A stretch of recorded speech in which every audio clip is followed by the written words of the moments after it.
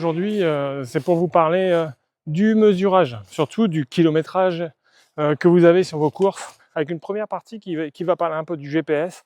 Alors, je suis pas un pro là-dedans, je sais comment ça fonctionne, mais je vais vous mettre quelques sources internet qui sont intéressantes et qui vont vous permettre de comprendre comment fonctionne le GPS et par conséquent le GPS de vos montres et comment elle définit une distance par rapport à vos déplacements.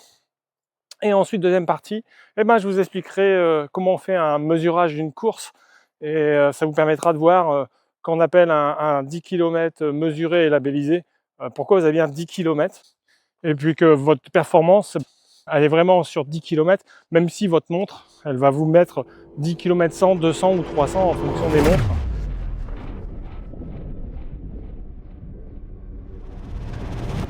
Allez, on attaque sur la première partie, le GPS. Alors on va faire une partie assez synthétique pour vous expliquer rapidement comment cela fonctionne. Les sources, si vous voulez avoir plus de détails, il y a Connect Backness. Je vous mets le lien en dessous de la vidéo. Vous pourrez voir au détail, il va bien vous expliquer, si vous êtes intéressé, comment cela fonctionne. Si cette partie vous intéresse beaucoup moins, vous pouvez dans la description de la vidéo et vous avez un sommaire, vous pourrez aller directement sur la partie mesurage. Pour définir votre position, il faut plusieurs satellites. Mais vous allez voir, cela n'est pas suffisant. Observons le lien entre un satellite et, par exemple, un mobile, une voiture. Qu'est-ce que l'on va observer? Eh bien, en fait, le signal peut être perturbé par l'environnement.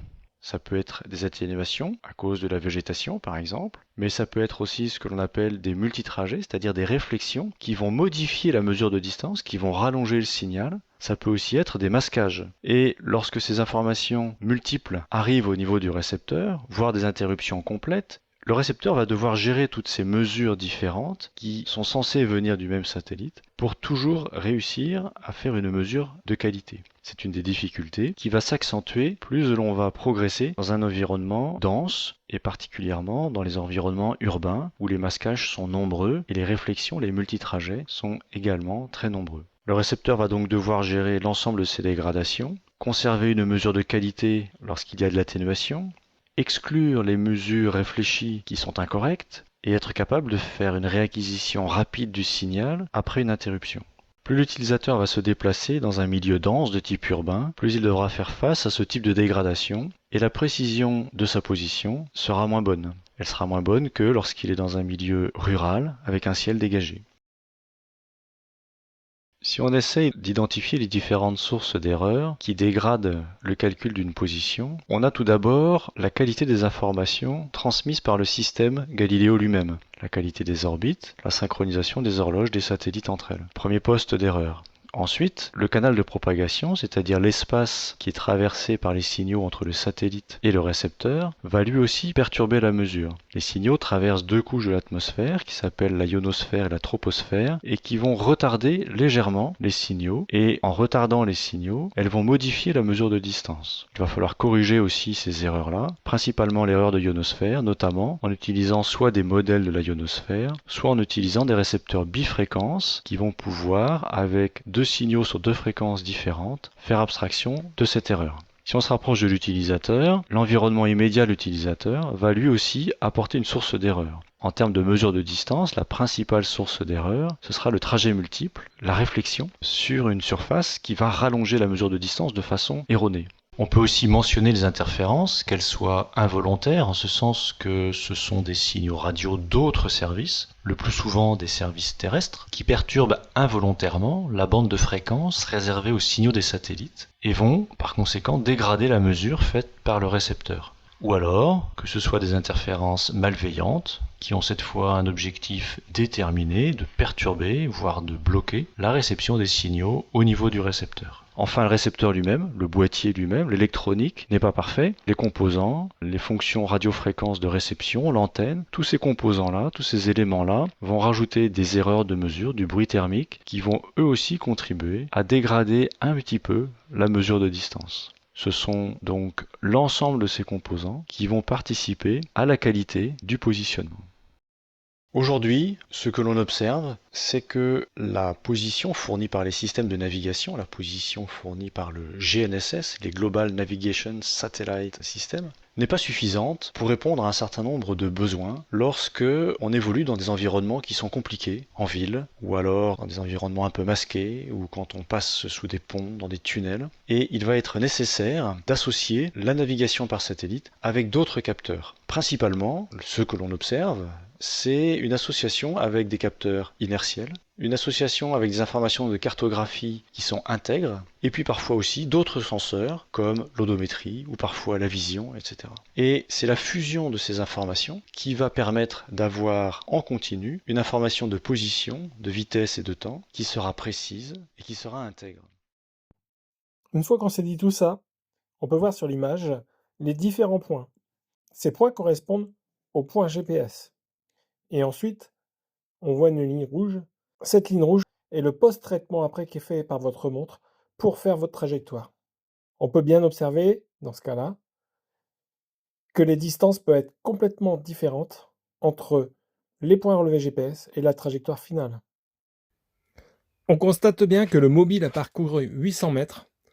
Les différentes réceptions GPS liées au masquage, au rebond, définissent une trajectoire qui est bien supérieure aux 800 mètres. C'est exactement ce qui se passe avec les montres GPS lorsque nous avons parcouru un 10 km mesuré et qu'au final, on se retrouve avec 10 km 100 ou 200 sur notre montre. Ceci n'est absolument pas une erreur de mesurage, mais bien un retour du GPS lié aux différents phénomènes qui sont le masquage, les absences de signal, les rebonds. Cela n'enlève pas que le GPS est précis dans la réception de ses signaux, mais interprète les signaux en fonction du temps d'arrivée entre le satellite et la montre. Et vous avez vite comprendre pourquoi à la fin de la vidéo, quand on vous dit que vous faites un 10 km mesuré et labellisé, vous avez bien fait 10 km, même si votre montre vous dit le contraire. Vous verrez bien aussi quand vous entraînez avec votre montre, n'hésitez pas à retirer 2 secondes à 3 secondes du kilo. Exactement, si vous voulez travailler une allure à 5 au kilo, 5 minutes au kilo, n'hésitez pas à la travailler à 4,58 ou 4,57, puisque le jour où vous ferez une course mesurée, le résultat il sera à l'attendu de votre temps.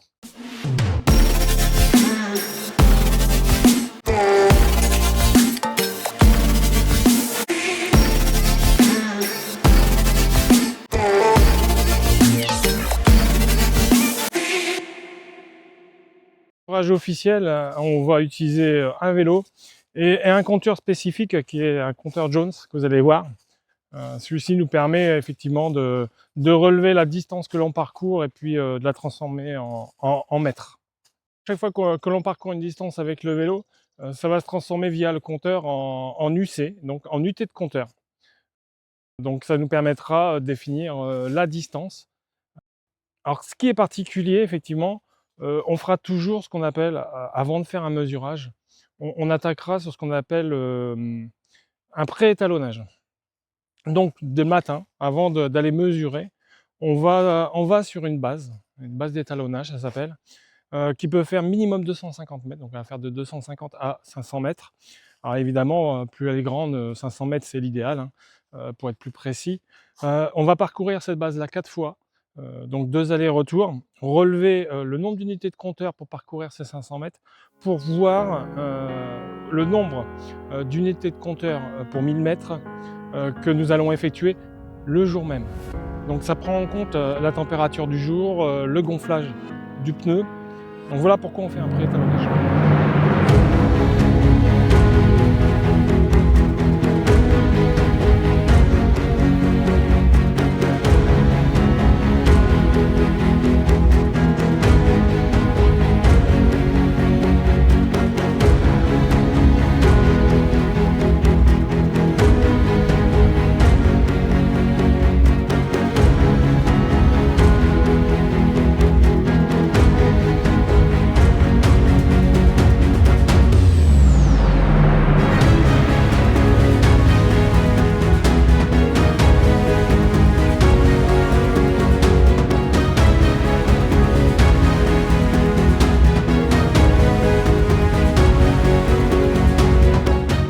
Ensuite, on passe sur une phase qu'on a appelée effectivement, ce que vous connaissez un peu. On va aller mesurer le parcours, on va aller vérifier la distance proposée par l'organisateur et effectivement essayer de prendre nous au plus court, de manière à s'assurer que tout athlète qui vont parcourir cette épreuve fera exactement le kilométrage prévu, soit 10 km, soit un semi, soit un marathon.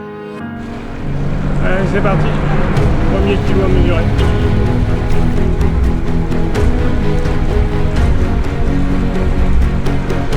Donc là, dès qu'on est arrivé à un point qu'on a identifié, par exemple le point 1, on relève l'unité de compteur qu'on est au point 1.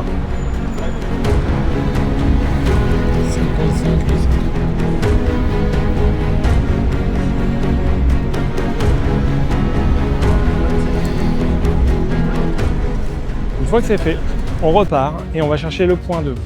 Lors du mesurage, on fait les trajectoires les plus directes entre les deux virages. Une droite en diagonale. Et dans les virages, on prend l'intérieur et on passe à 30 cm des obstacles.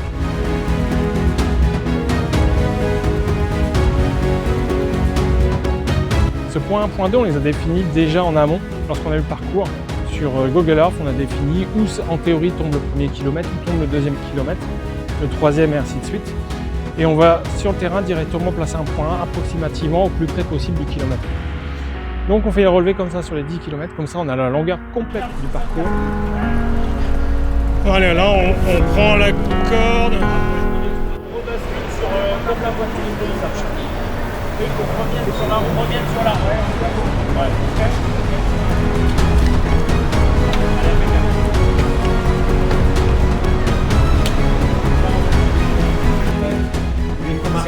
Alors, point 3, 79, 280.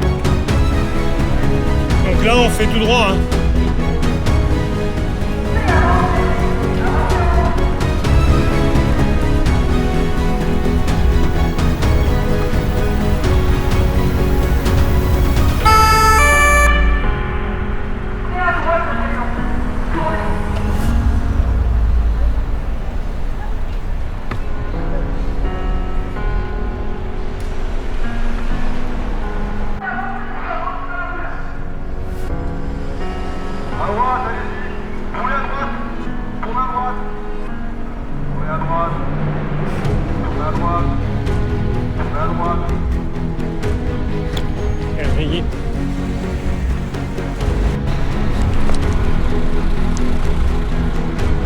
Ah, là, on a été obligé de faire des translations pour avoir la distance la plus courte possible.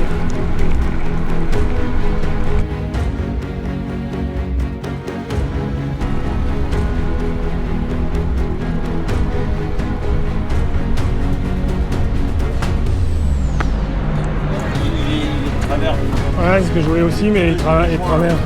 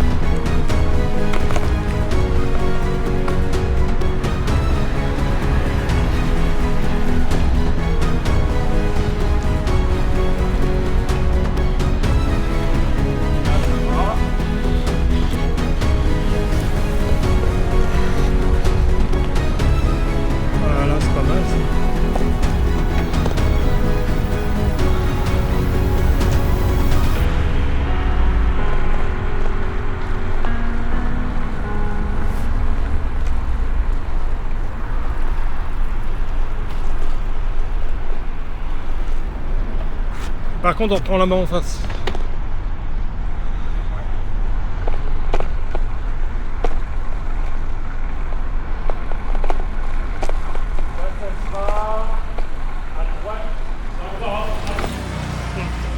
On va réétalonner puis on verra.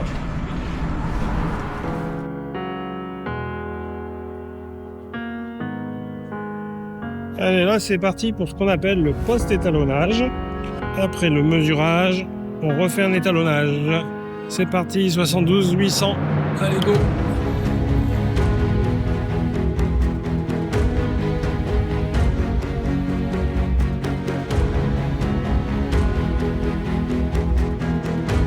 Alors là, je suis à 77 524.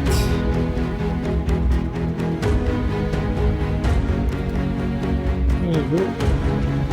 Et on continue comme ça et on le fait 4 fois.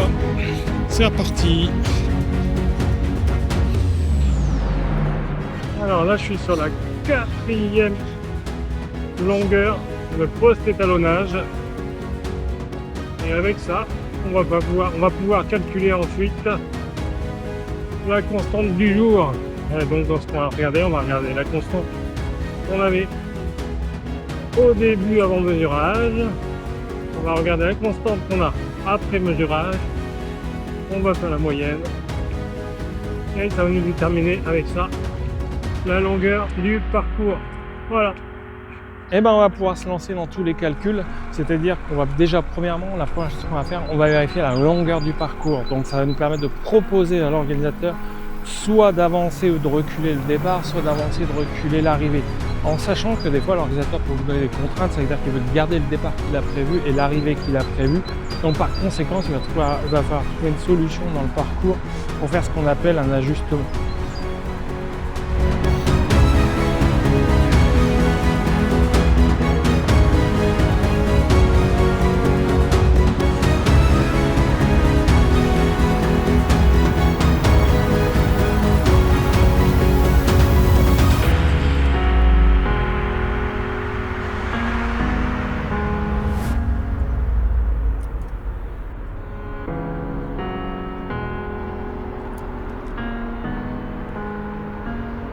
Lorsqu'on a défini la longueur complète du parcours, on peut aller redéfinir les points intermédiaires. C'est-à-dire qu'on connaît à combien on a relevé le point 1, on est au plus proche du kilomètre 1, et on va savoir si on doit avancer ou reculer le point 1 de 10, 20, 30 mètres pour avoir ce qu'on appelle le kilomètre 1 réel. Pour les ajustements inférieurs à 10 mètres, on va utiliser un mètre ruban métallique.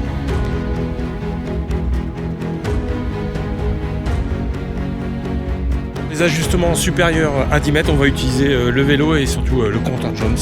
Effectivement, si on a utilisé le vélo avec le compteur Jones, c'est que le matin, pour aller mettre les clous, on a également étalonné le vélo. Lorsque l'organisation désire identifier chaque kilomètre d'un marathon, ce jour-là, on mettra plus d'une quarantaine de clous pour identifier chaque kilomètre, le départ, l'arrivée, et effectivement, si nécessaire, il y a un ajustement, un clou pour l'ajustement.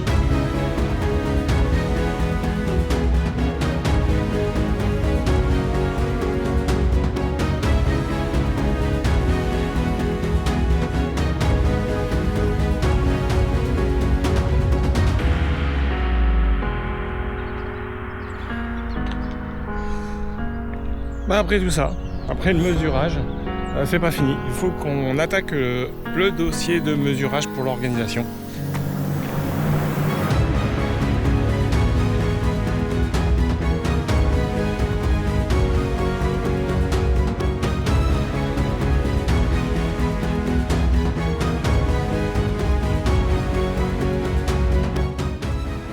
Donc on demandera pour ce dossier une certification du parcours, un certificat de mesurage.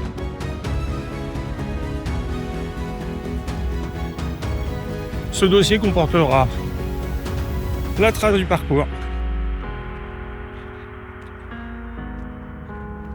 ainsi que l'identification de chaque emplacement de kilomètres, une photo avec les clous, une triangulation pour repositionner les clous ou retrouver les clous.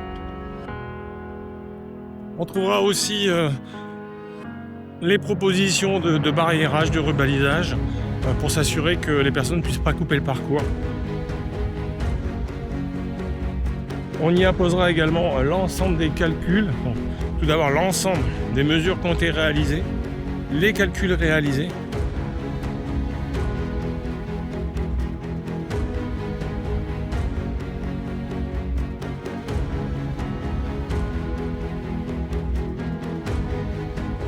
Bon voilà, on arrive sur la fin de la vidéo.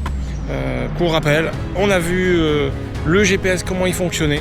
Donc à retenir, la précision du GPS, en moyenne on est sur plutôt 1%. Ensuite on a vu comment mesurer. Donc pour le mesurage, qu'est-ce qu'on a vu? On a vu que pour réaliser un mesurage, il faut qu'on reçoive le parcours de l'organisation, qu'on va retranscrire nous après sur Google Earth pour essayer de trouver les kilomètres les plus proches de la réalité pour pouvoir effectuer le mesurage.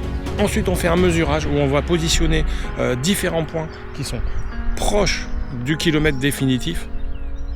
Une fois qu'on a fini ce mesurage, on va refaire un post-étalonnage qui va nous permettre d'avoir une constante du jour. Cette constante du jour va nous permettre de calculer la longueur du parcours qui nous a été proposé et de la manière qu'on l'a mesuré.